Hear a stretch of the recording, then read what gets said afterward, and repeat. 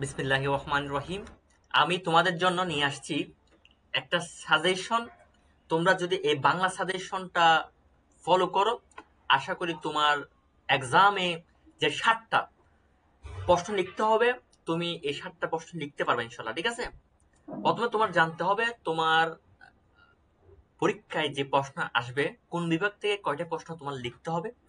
তোমার গদ্য থেকে লিখতে হবে 2টা, পদ্য থেকে লিখতে হবে 1টা, 2টা, নাটক থেকে 1টা, উপন্যাস থেকে 1টা, মোট 6টা। এবং তুমি যে কোনো বিভাগ থেকে চাইলে আরেকটা লিখতে পারো, অর্থাৎ মোট 7টা প্রশ্ন লিখে আসতে হবে।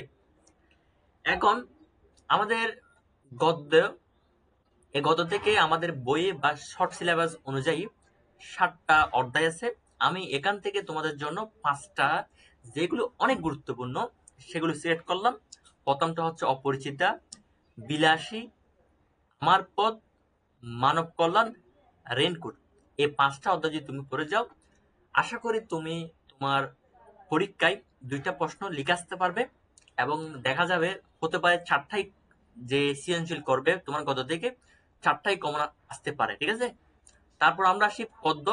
পদ্য থেকেও আমি 7টা অধ্যায় আছে, সেখান থেকে আমি তোমাদের জন্য 5টা সিলেক্ট করলাম। একটা হচ্ছে সোনার তরী, প্রতিদান, 18 বছর বয়স, তাহারে পরে মনে, এবং বিদ্রোহী। ঠিক আছে? এই 5টা থেকে আশা করি তোমার পরীক্ষা আসলে তুমি 2টা লিখে আসতে পারবা এবং সর্বোচ্চ মার্ক পাবা। এবং নাটক থেকে তোমার এই নামগুলো বেশি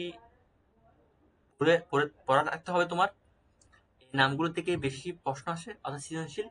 নাটকের সিরাজউদ্দৌলা, মীর জাফর, গোসাটি বেগম এবং রবার্ট ক্লাইভ এবং উর্মি ছাদ। এবং উপন্যাস থেকে জমিলা, রহিমা, খালেক ব্যাপারী, মজিদ, মোদাসেফে আক্কাস, এগুলো সবচেয়ে গুরুত্বপূর্ণ। ঠিক আছে? তো আশা করি তোমাদের এই সাজেশন ফলো করলে একটা ভালো প্রিপারেশন হবে।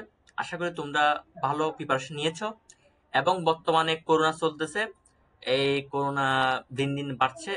এখন তোমার ঘর থেকে বাইর হলে মাস্ক পরে বাইর হতে হবে এবং সুস্থ থাকা জরুরি। যদি কোনো কারণে অসুস্থ হয়ে পড়ো, তাহলে তোমার পরীক্ষা নাও দিতে পারো, বা হলে তোমার এলাও নাও করতে পারে। তাই সুস্থ থাকতে হবে, মন দিয়ে পড়াশোনা করো। আশা করি তোমার রেজাল্ট ভালো হবে ইনশাল্লাহ। ঠিক আছে? আসসালামু আলাইকুম।